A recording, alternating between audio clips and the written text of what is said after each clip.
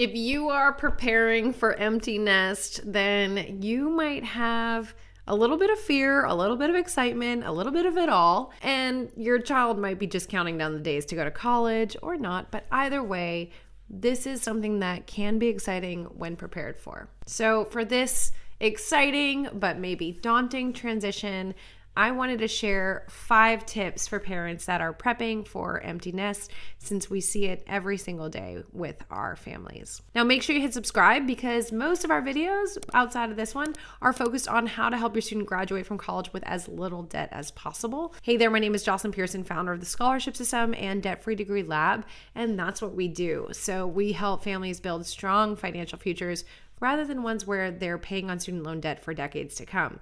But today's video is a little bit of a complimentary topic and a little bit more fun, just to switch it up for the day. So let's go ahead and dive in.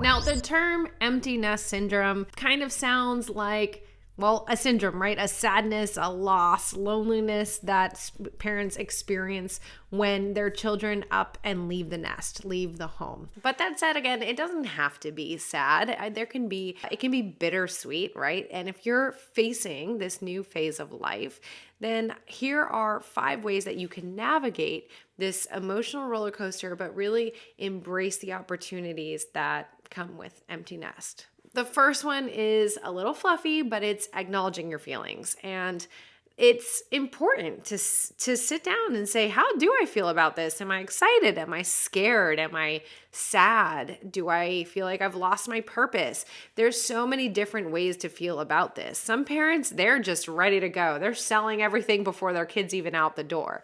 Other parents, they want their kids to come home and visit every weekend from college. So, talking about this, if you have a partner, if you have a spouse, can also be helpful, but really getting it out can make a difference. One of the members of our team actually shared that her mom dropped her off at college, but she actually brought their grandmother with her, so that on the way home, she had someone with her so she could just cry the 2.5-hour drive on the way home. So my parents, on the other hand, they knew that I was ready and they were okay with it. They also had 4 other kids at home, so they were plenty busy, nowhere near empty nest. But for this other team member, it was empty nest, and it was very emotional for her mother. You, again, should talk to your partner, your spouse, family, friends, parents, maybe even a counselor if you're really feeling down about it, but talking about it can help. Another idea might be writing about it, or even writing an old-fashioned paper letter to your student and just sharing how much you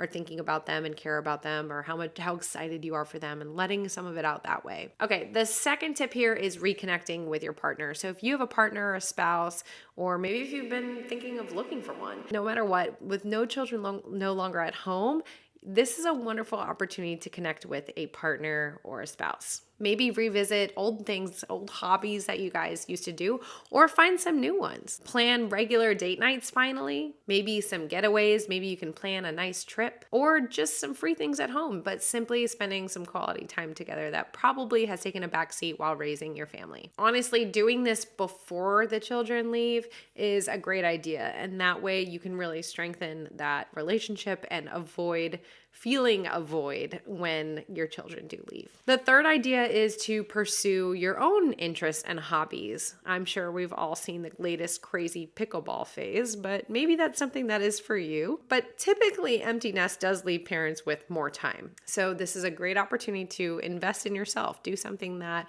you haven't done that you've wanted to. Maybe you've wanted to take up watercolor or an instrument or pickleball, gardening, learning a new language. There's so much that we can learn now it's at our fingertips online. You can maybe join a club or an interest group, maybe a book club in the area. You might even be able to find other parents that are recent empty nesters and create a little bit of a community there. No matter what it is, looking at this new stage of life as an opportunity, as doors opening rather than doors closing, can really change your perspective. Now, the fourth suggestion we have is to stay connected with your child.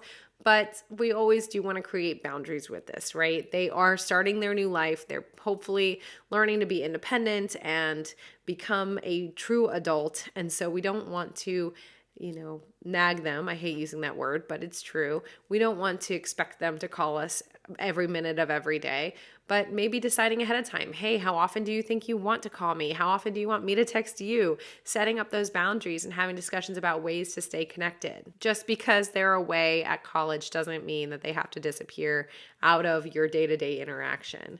Video chat makes a huge difference these days, right? And shooting a quick text, or again, you could do the old-fashioned letter thing and just make it fun. A lot of parents love sending care packages, so that could be a fun way for you to just initiate that connection. You could visit them, always with a warning. Make sure they always know, please. But you can visit them. A lot of schools have homecoming weekend where they invite parents up for the weekend, and maybe you attend, if it's a school with a football team, maybe you attend a football game with them. You get to experience their life a little bit. That's always a fun time for parents. But overall, talking through college with them. Hey, what are you experiencing? What have you found? What have you joined?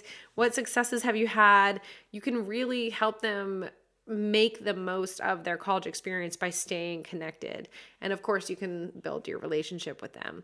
Now, I do have a separate video all about parenting a college student, the do's and don'ts. So I will link to that in the description below, and you can check it out after this. Now, one thing on connection before I move on is actually, I have parents where they're still working with their student on the scholarship process. So they just kind of email scholarship applications that they find to their student, and their student knocks them out at college, or they'll even meet on a video call once a week and they'll work through the process. Maybe the parent's searching while the student's applying. So just because they headed off to college does not mean that that scholarship process has to end. And if you have not even started it, or if you just want some tips around the scholarship process, definitely check out my free training at thescholarshipsystem.com/free training. It's 1 hour long for you parents, and we'll link to that in the description, or you can click the video here for that free training.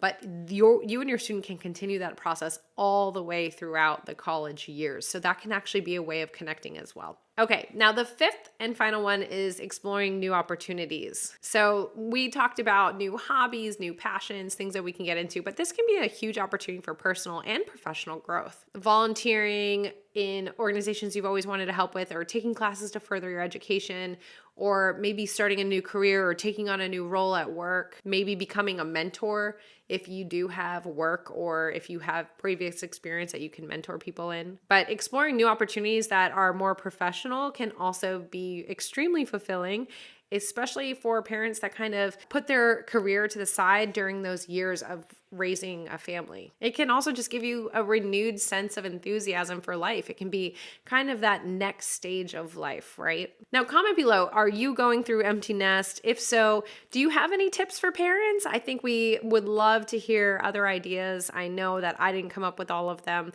so share them below. We can all support each other. I have a while until ours are empty nesting me, but I would love to see what you guys come up with for the other families that are going through this right now. Now, the last thing I want to mention is a side note that we are actually also in the next few weeks releasing the brand new second edition of the Scholarship System book. That book is 10 years old, so it was time for an update, but we've also learned so much in the last decade. So if you want first access to that, we are giving away free copies, we're giving away prizes, we're doing tons of fun stuff. Then you just go to thescholarshipsystem.com/bookvip and sign up there, and you'll be the first to know about it. All right, so that said, congratulations. If you are heading into empty nest, then that means you've done an amazing job of raising your children, of teaching them how to go and become adults and live out of the house. So, well, I guess it's to be seen yet if they haven't left already, but if you're a recent empty nester, if they're doing it, kudos to you. And if you're going to be there, congratulations. You can see the light at the end of the tunnel, but make the most of it. Hopefully this gave you some fun ideas. And again, share if you have any other ideas below in the comments. All right, I'll see you in the next video.